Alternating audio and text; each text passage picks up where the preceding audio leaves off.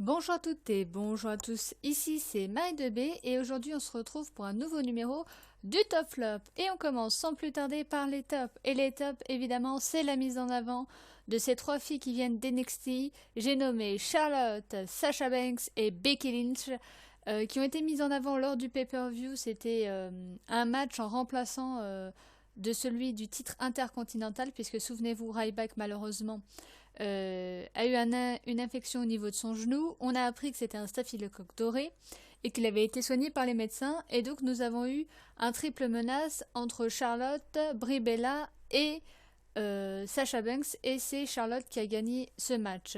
Et à Raw, nous avons eu deux matchs de suite des Divas, où Charlotte a gagné le premier match et Sasha Banks a gagné le second match. Et l'autre top, évidemment, c'est le retour du Deadman, celui qui est venu de la vallée de la mort, The Undertaker, qui est intervenu lors du match entre Seth Rollins et Brock Lesnar pour le titre WWE poids lourd. Il a chokeslamé, il a tombstoné pas une, mais deux fois. Et il nous a expliqué lors de Raw, et oui, puisqu'il était là à Raw aussi, on a débuté le show avec l'Undertaker. D'ailleurs, le show de Raw était tout simplement exceptionnel. Et l'Undertaker qui est venu et qui a dit tout simplement qu'il en avait marre d'entendre chaque semaine, semaine après semaine, mois après mois, Paul Heyman et Brock Lesnar se vanter d'avoir détruit cette série d'invincibilité et qu'on ne pouvait pas tuer celui qui ne pouvait pas mourir. Et donc, et ça aussi, c'est un autre top, il se donne rendez-vous, ça y est, l'invitation a été envoyée, et ce sera le main event de SummerSlam.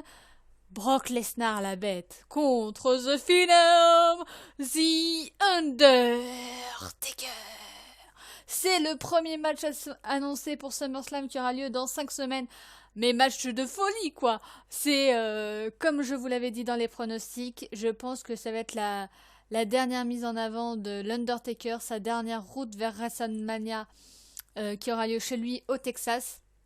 Et je pense que ce sera sa dernière route avant de prendre sa retraite. Et ça commence, je pense, par la rédemption de battre celui qui l'avait battu à WrestleMania. La revanche, est-ce que l'Undertaker va réussir dans 5 semaines à battre Brock Lesnar? En tout cas, là, il était assez énervé. Brock Lesnar aussi était assez énervé. Il y a eu du catfight à Raw, c'était géant. Je vous laisse regarder ça si vous n'avez pas encore regardé Raw. Voilà, quelques petits teasings, je vous en dis pas plus. Et on continue avec le flop.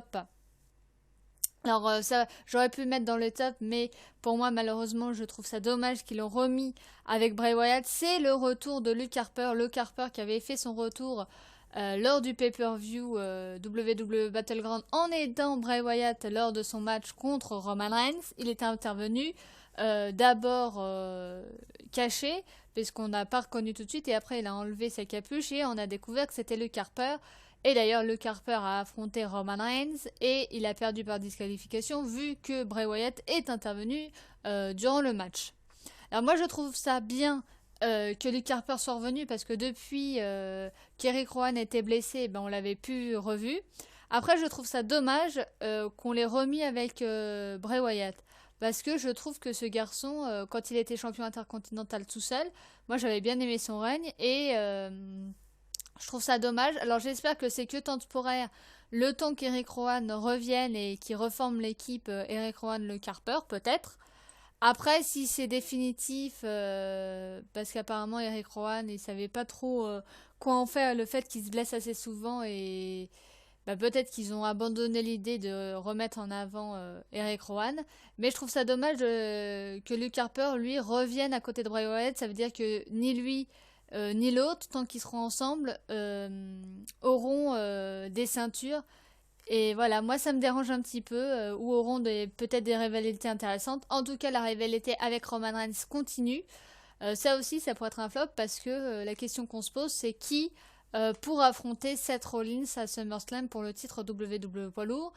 Peut-être John Cena qui est toujours champion des États-Unis, puisqu'à Raw, il a dit que